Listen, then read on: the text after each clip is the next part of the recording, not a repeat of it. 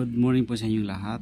At ito, tapos na po tayo sa restoration process ng ating Kawasaki Barako. So, yun nga lang, dapat i-re-restore na siya ngayon dahil ang pagkakalam ko July ang kanyang expiration. So, nung tinignan ko yung plate number niya, January pa pala. So, nagdalawang isip tayo na i-rehistro.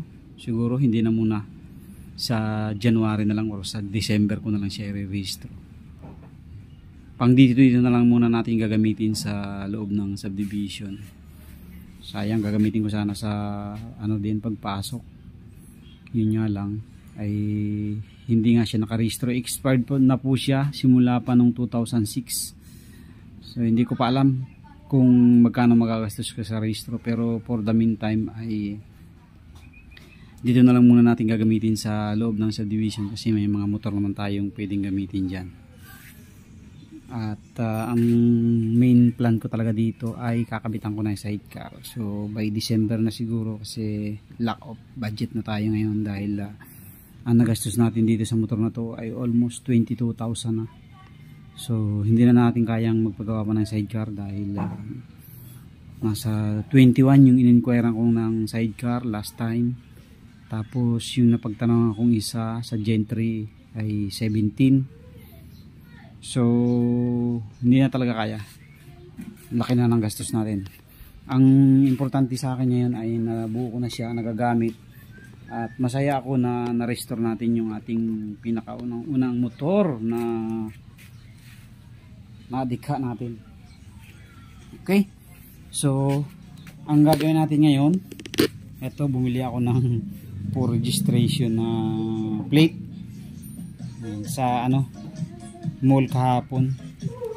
So ito, ikakabit muna natin. Bumili tayo sa mall ng plate.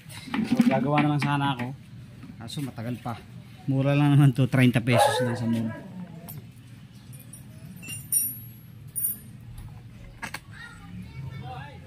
Pasamantala lang naman mga kapatid, may original plaka talaga to. May plaka po talaga siya, yun nga lang expired. Tsaka medyo luma na yung plaka niya, kaya yan. Ito na lang muna ikabit natin para magmukhang bago ba. Mukhang bago kahit luma. Hey there. Subscribe to my channel and also press this bell icon.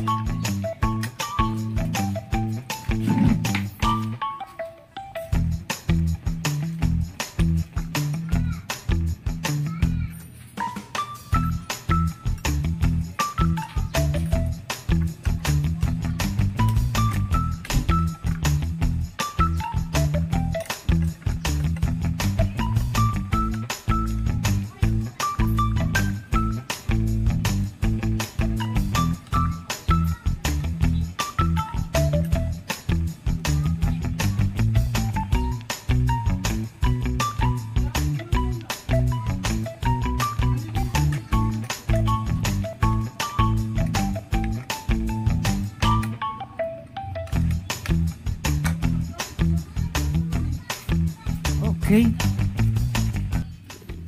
So yan ang mga kapatid for registration.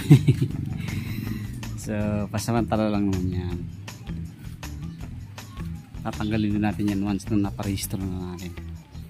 Okay, so yun lang. Mayroon pa pala tayong follow up na gagawin dyan, pero next time na lang dahil may gagawin tayo ngayon. magpapalit tayo ng clutch ng Wave Alpha. So thank you very much po. God bless po sa inyo lahat. Thank you. See, ayos na ayos.